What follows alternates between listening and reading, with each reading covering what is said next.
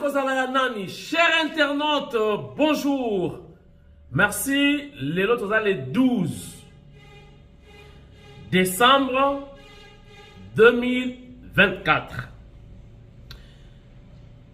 Lobby, je crois, pour mon acquis, émotion, climat, ambiance, ils ont qui n'a parlé du peuple.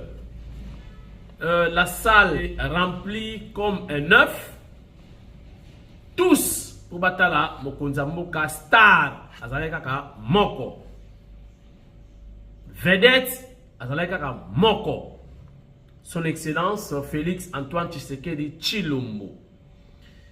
Chers internautes, beaucoup de réactions après message ya mokonzamboka. Moto na moto, abanayi kozela mokonzi aloba nini. C'est tout à fait normal. Certainement, bato mosusu basepeli, baoyo mokonzi mboka a touché secteur oyo ya banayi kozela. To message oyo ya banayi kozela. Ba mosusu pe basepeli te ke mokonzi a touché te oyo ya banayi kozela. C'est normal. Aza penza mete. Qu'il faut toucher ka secteur nyonso oyo bino nyonso poza kozela ti opposition balobi toyebaki déjà koloba nini. C'est normal bango pe bakolinga kutu te mokonzi malamu bakolinga kaka loba makambo oyo bango bazolinga pete wala ba oui akwei na ba piège na biso. C'est normal. Ngai na sepeli na message moko na nyonso mokonzi alobi. Na lobi mokonzi ako satisfaire batu nyonso te na discours na ye. Eza normal. Yo zozela comme individu, mais ye asali discours comme chef de l'État. C'est ça au moins la différence. Nga na sepeli na secteur ya agriculture, alimentation. Kolia yango nde socle, yango nde base, yango nde fondation. Nasalaka rubrique moko na kati ya émission na ngai oyo ya bilanga boyebi. Olinga te soki oza robote faut se prendre secteur wana kolia. Récemment notre salle émission makabetali pêche et élevage. Nalobaki ba bateau de pêche eza wapi. Secteur wana yango nde fin. Bato musuba bana na poto azana na immeuble te. Peut-être pour na kolia kaka. Pour ceux qui ont lié réflexion et bibi. Okomi na bakanda, okomi na bazua, okomi na ba incompréhension pour oliete nzala. Libumu ya nzala izaka na matoite. Na sepeli mokonza mboka a encouragé Général Kasongo Kabwit ya service national. Pour ministère pe ya agriculture tozomo na ezakolala. Directeur auto solaranaye makambo agriculture Mamba alobaki bayokanaki. Le gouvernement a pris ça 1/10, donc 10% ya budget na ministère de l'agriculture. Na évité bateau si to bateau si angote. Mais est-ce que bako ko sangisa pe service national te na ministère de l'agriculture? Bande konanga on peut tout dire. Oko bana ko ba français awa. O sangisi ya ba belge, ya ba français na ya ba canadien, na ya ba malien. Ozolo bango nyonso. Soko za nzala français ko bunga. Oko na soda na kanda doki tina kanda. Soko siliki ya wabanzete pikwami. Soko za nzala oko ma gentil. Moko zamboka abeti sete na secteur wana, secteur ya kolia. Sikoyo to na décembre gouvernement bazako bunda ba prix ekita. Te, eza biloko ya chaque jour, faut ko bunda ka chaque jour ba prix ekita. Fete ezala te. mutu nyonso aza na possession, aza na possibilité ya kosombaka eloko ya kolia, mutu nyonso asalaka mwa provision na ndako.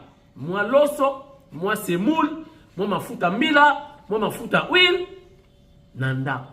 Ata demi plateau ya maki azala nango, linzanza ya miliki azala nango, mwa sukari azala nango, mungwa, mwa ba épices na ndako, mwa frigo, vi yango wana.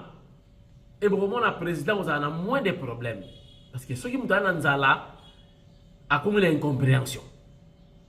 Donc secteur on a le secteur clé kolia bilanga kolona kobokola pour peuple congolais, même pas na bakena na chic ou na bana muso do kenazo lela na nzela mama zo beta e kende classe autour na mwana la nini mwana na liete ma okene chic akotanga ndenge nini matière kokota ndenge nini pe okoma zo koma ba prof mususu na ba programme mwana na nzala 12 heures mwana zo la alia 12 heures mama uti zandu ayena pondu boma na kotuta mwana ke chic nzala kokoma zo koma na 12 heures wana mathématique moko kufa écrivain addition obona bilongia bana et baby boba na kata na géographie na ba midi wana ta géographie les reliefs par exemple les montagnes par exemple 12 heures moya do beta mbala moko factoriser ata bino moko nzala. Merci chef de l'État son excellence Félix Antoine Tshisekedi Tshilombo ndenge obeti sete na secteur wana. Na koluka numéro ya général Kasongo Kabwik ngape na monaki ke photo bana kosala sikoyo visibilité ya service national. Tokenda kapé esika bilanga wana ezali na kobenga na le CG Augustin Kabuya ou carrément na bengi général Frank Ntumba Bwamunda apesanga numéro ya général Kasongo Kabwik oyo mokonza mboka abwakeli ba fleur to bana kosala siko visibilité ma kapitali kolia kolona na kobokola très important. Botala extrait kokota ya mokonza mboka na extrait ya discours na ye na ndenge martelé Dame Jeanne Damien Kimonekene donc Damage. Regardez. Pour le premier grand oral de son second quinquennat, les attentes étaient grandes et nombreuses. Et l'affluence au Palais du Peuple ce mercredi 11 décembre 2024 l'atteste bien. Une mobilisation pour un rendez-vous annuel et constitutionnel devant députés et sénateurs réunis en congrès. Ce grand événement, à l'instar de celui de l'investiture en janvier dernier, a également mobilisé hommes et femmes de médias pour une visibilité grandeur nature à l'image de cette belle vue aérienne proposée lors du direct par la radio-télévision nationale congolaise. À l'arrivée de l'escorte présidentielle dans l'hémicycle, le président de la République a eu droit aux honneurs militaires avant son accueil par les bureaux de 2 chambres du Parlement. Très ovationné lors de son entrée dans la salle de congrès, le chef de l'État vient faire une sorte de bilan de ses actions en 2024.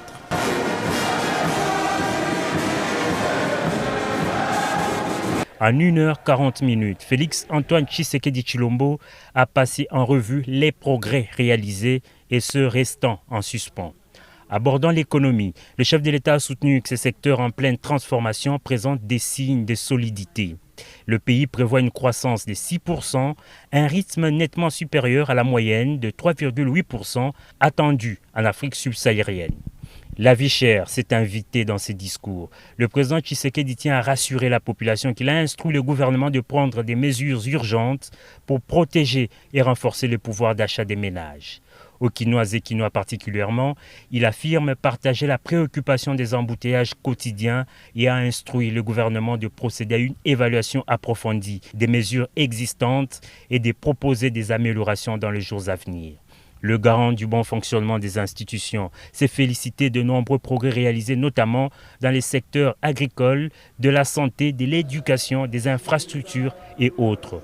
Malgré ces progrès, a-t-il fait remarquer, la question sécuritaire demeure un défi majeur. Le commandant suprême des forces armées est convaincu que l'opérationnalisation du plan de programmation militaire rendra nos forces armées plus efficaces sur terrain. L'opérationnalisation du plan de programmation militaire lancé l'an dernier et poursuivi cette année rendra nos forces armées plus efficaces sur le terrain. J'ai la conviction que cette approche contribuera à rétablir définitivement la paix et à préserver l'intégrité territoriale de notre nation. S'agissant de l'état des sièges, le président fait savoir que des décisions importantes seront prises au regard des recommandations issues des dernières missions interministérielles effectuées par les membres du gouvernement dans les provinces du Nord Kivu et de l'Ituri. La diplomatie joue un rôle crucial face aux défis sécuritaires. Le chef de l'État fait remarquer que la RDC s'est affirmée sur la scène internationale en tant qu'acteur incontournable, résolu à défendre ses intérêts. Dans la suite de son discours et avant de le clore, les sujets qui tenaient en haleine l'opinion et l'assistance dans la salle a été évoqué. Le président de la République soutient qu'il est temps d'engager une réflexion nationale sur une réforme constitutionnelle en raison du temps nécessaire pour l'installation des institutions. Je dois rappeler que cette première année de mon nouveau mandat a été marquée par un démarrage retardé, notamment en raison du temps nécessaire mis pour la désignation de la première ministre et la mise en place des institutions conformément aux prescrits de notre Constitution. Cependant, cette situation nous invite à une réflexion commune. Il est peut-être temps d'engager une réflexion nationale sur une réforme constitutionnelle afin d'éliminer les failles qui ralentissent le fonctionnement de notre appareil étatique. Cette démarche consiste uniquement à lancer une initiative visant à inviter nos compatriotes à une réflexion sincère pour bâtir un cadre institutionnel plus adapté aux réalités et aux aspirations de notre peuple. Très applaudi sur la question, le chef de l'État a bel et bien effectué l'exercice. Un exercice qui, à en croire la présente Constitution, ne donne lieu à aucun débat.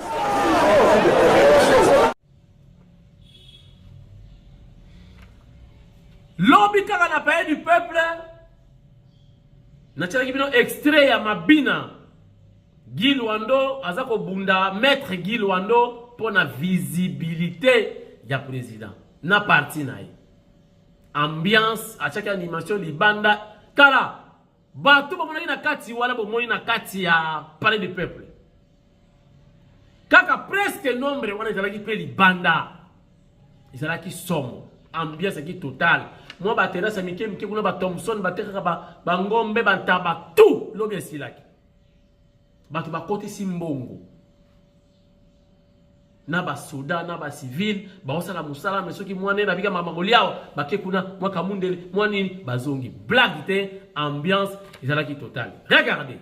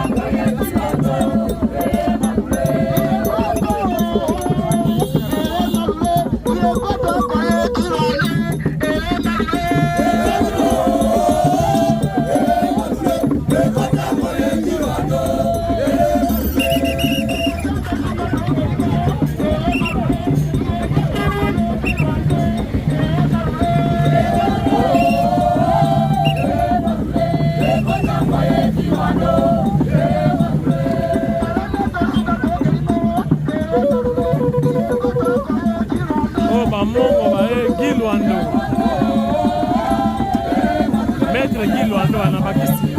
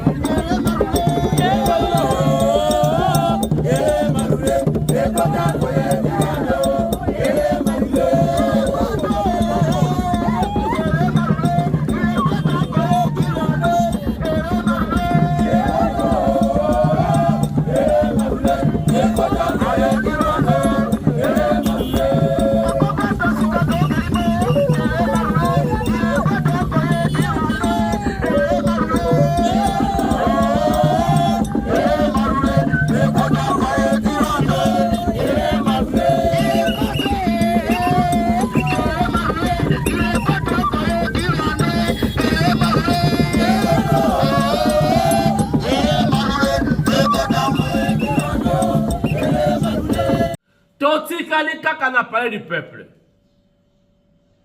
Après discours, il y a chef de l'État. Le colonel a champion na des à côté ou les à côté. Na bani ko sala ba élément nga na kende boyena moni David Moukeba, conseiller ya président de la République. Na moni ye mbalalanga ya yambona mona David Moukeba ndenya silikaka. Na kutiye kanda ya kosakanati. Na pesa rambote na leki. Natali boye batoyi de pes pembeni. Oh, natuni bango, qu'est-ce qui se passe? Conseiller kanda boye loko natina kanda. Ba ibisinga oh ba beti leki ya conseiller. Na banani? Oh na groupe moko boye kaka ya batoyi de pes ba beti ye mabe bakati na bilamba atikali presque bolumbu de bazu kintini ya chemise bakangie pona ko bomba nudité na ye. Babi David a tomboki donc a lobby a siliki. Natuni bon aska bengi CGT. Oto ebité. Bref, bande konangai ya UDPS. To changer pe ba comportement. Bapa ya bazawana, union sacrée zawana, toujours kaka UDPS. Toujours kaka UDPS, ba remarque, ba accusation, eza malamuti. To yeba ko chamai na ba vinu na biso. To changer na image ya UDPS. UDPS est au pouvoir, s'il vous plaît. Na sepela ki na climat to pe ndenge na mona ki elongi ya conseiller te esala ngai malamuti. Les citoyens ezali ASBL bakende ki kotala le CG Augustin Kabuya nzetambila bazo kata izokola 207 mwana bute du chef de l'État oyo batu bele ba nga lobby ke akimi aye paye du peuple était yena chef de l'État pour résoudre les côté au moins président de la République Augustin Kabuya zate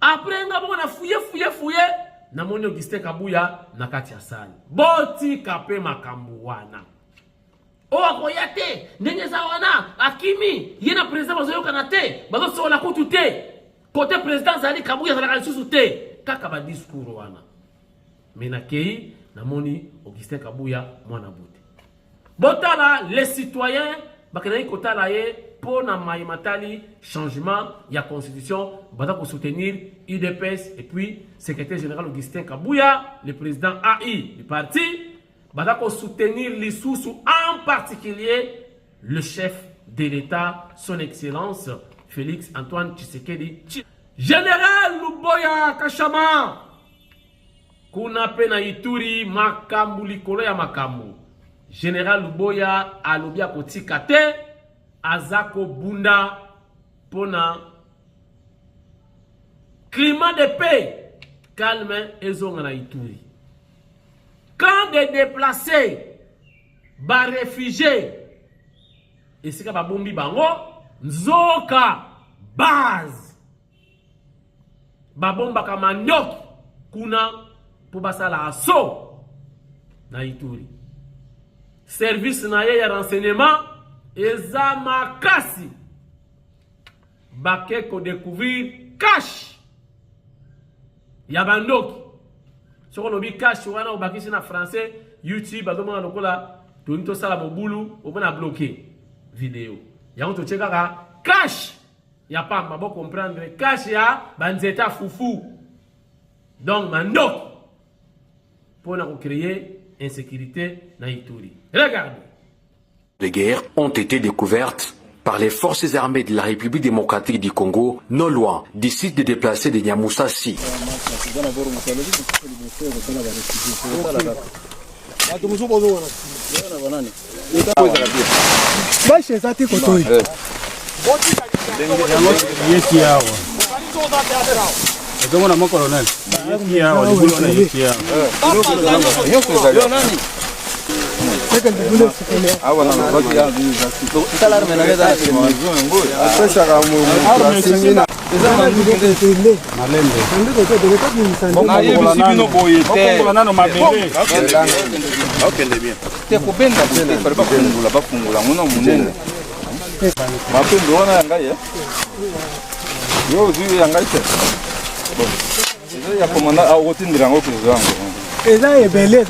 Papa, kilo, il faut que l'on mette ma belle. C'est big.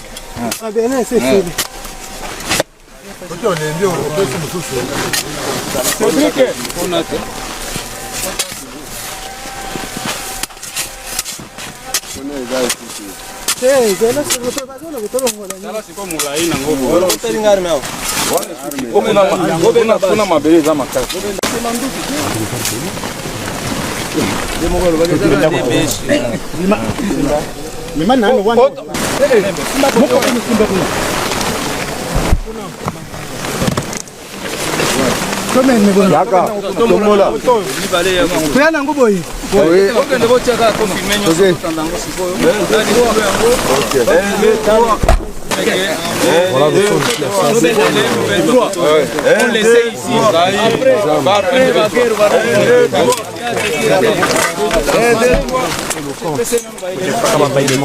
Des pays menacés. Voici les armes. Voici les armes des pays.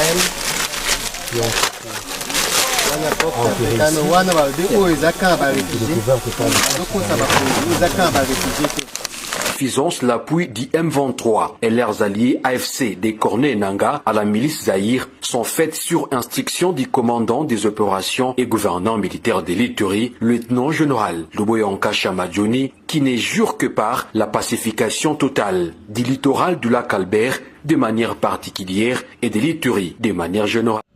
Soki Jean-Pierre Bemba Gombote neto yebite ke bandeko ya ba diocèse, bandeko ya yamba catholique, oyo matin, midi, soir, ce qui va jouer à occasion un micro, kotumba gouvernement, kotumba son excellence Félix Antoine Tshisekedi. Jeunesse zana pasi, balingi constitution ba changer pona nini, eza priorité te, makamuza ibele na mboka. Nzoka katukubianza ikotaka. Nzoka katukubianza bazwaka. Pe bana ko salisa misala. Peu de senga parti etikali et andeni tozela. Nous attendons le directeur du cabinet du chef de l'État puisse quand même fournir des efforts pour Katukubianza et ya. Oh, bobenda kande bozwaka. Oh non. Na luka ki vidéo oyo.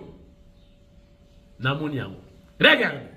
Profitant de son séjour à l'Issala, Monseigneur Donancé Cholet, en sa qualité de coordonnateur national des projets sociaux et économiques à impact visible, financés par les gouvernements congolais au profit des 48 diocèses, a visité les réalisations du diocèse de l'Issala pour la première et la deuxième tranche et travail des titans réalisés par les diocèses. Ça renforce la fierté que j'ai pour notre Église catholique.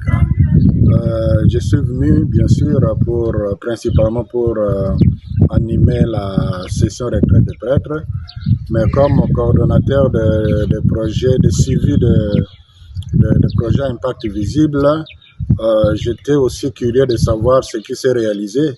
Et là, je suis franchement impressionné. J'ai du mal à croire qu'avec l'argent reçu, on ait réalisé les travaux à ce niveau.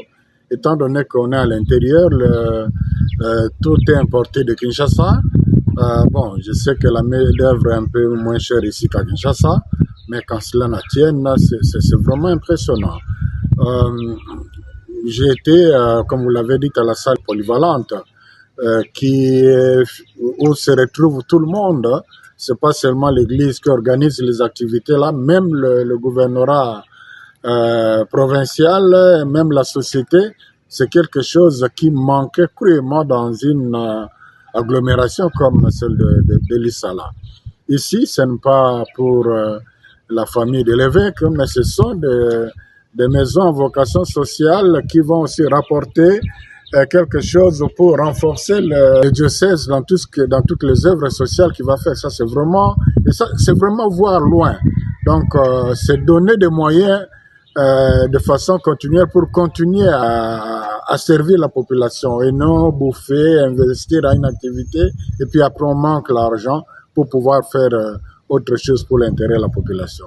J'ai vraiment apprécié le choix et ça rentre d'ailleurs dans la vision des 6 axes du chef de l'État. Un peu d'entrepreneuriat là-dedans et un peu du social là-dedans. Voilà, ça ferait vraiment la fierté de l'Église et aussi la fierté de l'Issala. Quand ça finira ici, ça va être clôturé. Je crois qu'il n'y aura pas une meilleure structure pour les familles qui seraient de passage ici qu'ici. Nous avons fait le rapport à mi-parcours au chef de l'État il y a quelques mois avec images à l'appui. Il était très impressionné, très satisfait du travail qui a été fait. Il a instruit son DIRCAP de faire le suivi de ce qui reste encore à donner pour que les beaux projets qui contribuent au développement du pays, qui contribuent au développement du social du pays puissent aller de l'avant. Et je suis en permanence en contact avec le DIRCAP du chef de l'État qui lui aussi suit de très près. Évidemment, ils ont beaucoup de choses à faire au même moment, mais il n'est pas distrait par rapport à ces projets. Je suis vraiment optimiste qu'à très bientôt, la 3e tranche sera... Autrement, ça sera du gâchis, parce qu'il y a beaucoup de chantiers inachevés. Et plus le temps passe, plus ça s'abîme, et surtout avec les pluies, on risque de vivre des situations, on a jeté l'argent plutôt que d'en utiliser pour servir. Et ils en sont conscients. Je crois que la population elle-même sera le premier témoin. Moi, je sais que l'Église, à travers le diocèse de l'Issala, fait pour la population. J'ai vu là, par exemple, l'hôpital du diocèse. L'entretien, le maintien de cet hôpital-là, ça ne peut pas se contenter seulement de petites recettes de pauvres gens-là. C'est sûr qu'il y a des moyens qui viennent d'ailleurs. La population de l'Issala sait ce que l'Église fait en termes de la santé, en termes de l'éducation. Le diocèse de l'Issala, la population ne peut être qu'heureuse que le diocèse se donne des moyens pour pouvoir l'aider davantage. Babendaka eloko. Biso bobendaka pe mwa eloko. Bodoze, boy ba pe ko solo la. Bozo benda, bozo critiquer. Te, wana ko mutea mabe. Bo benda penza, mfumwa di tunga pesi. Kuna pena fila de fi mokonza pesa. Balo basusti. Katugambali. 60 ans, il y a anniversaire, il y a Ndeko Joseph Papi Bayon. Il y a Zalakana Canada. Joseph, c'est le prénom de mon père. Papi, il a pris un prénom nangai. Donc, Yemoko, Azana ba prénom ya papa nanga, na prénom nangai. Azalakana Canada, Bayon, Joseph Papi, qui vient de totaliser 60 ans. Ça s'est fait aujourd'hui au Canada. Feliz anniversario. Parabéns. E boa festa. Meu irmão Joseph Papi Bayon na Canada. Toma yangala kibeni unu kilubukiaku kanti kala ingangu toma zibula mesu. Noa, Dia, Kina, Unu Kilumbu Kiap, Mpangi Munu, Kibuti Kimunu, Joseph, Zinadi Sediamu, Papi Munu Mosi, Bayon Ngei. Vous allez bien, vous fêtez bien, Bayon 60 ans, yé.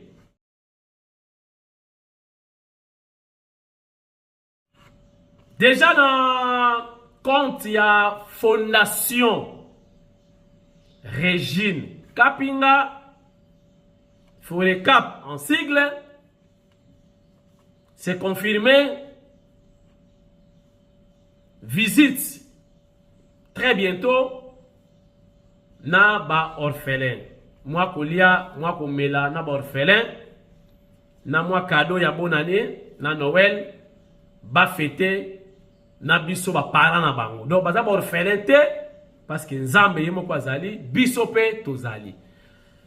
Nazo continuer koloba ba adhésion Fondation Régine Kapinga l'air yangoyo.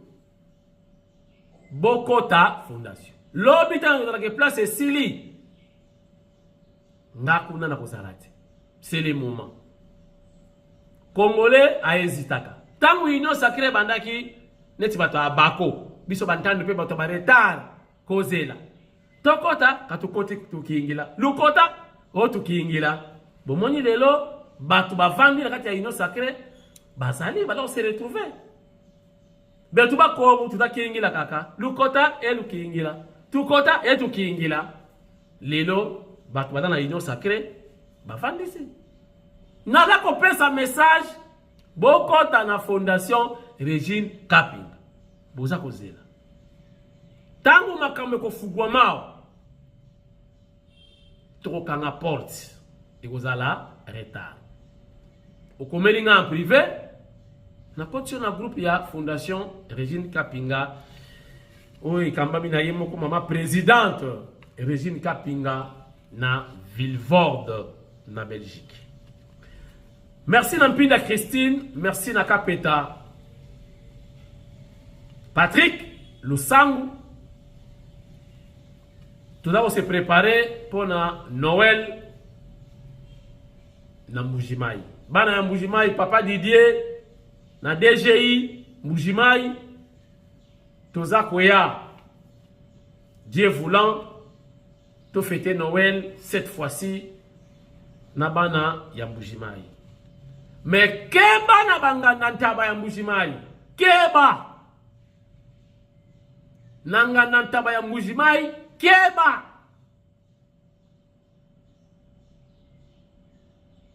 soki okenanga nantaba na Mbujimai, tuna bango bola kisangai mutu ya ntaba oyo bobomi. Je crois, je me fais comprendre. Bo comprendre na makabanga loba.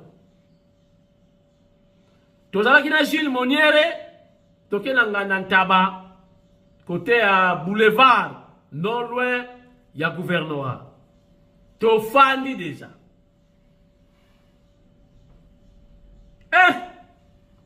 Gilles na nzala. Ah oui, faut te lire. Namoninga data na pusani. Papa musuni combien? Mama. Jila lobi kamwasi. Nini ngabi na osala komanda ntababi? Oye na Mbujimai. Zela na mugona ya. Gilles ayi. Papa, mutu ya ntabeza wapi? Mama. Yoka sikoyo atumba solo antaba na nzoto. O mutu antaba etikali na ndako. Kamwasi kosomba te. Tala mabele wana. Wana mabele antaba. Alobi nanga ila mabele antaba te. Tula mwisi ya zaza. Tula mwisi kizaka. Musunetikali. Soki oke Mbujimai, olingoli antaba, tuna la pelouse. Et la publicité était. Bon, c'est la publicité, moi, on va offrir.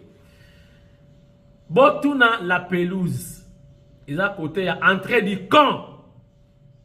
Na Miba.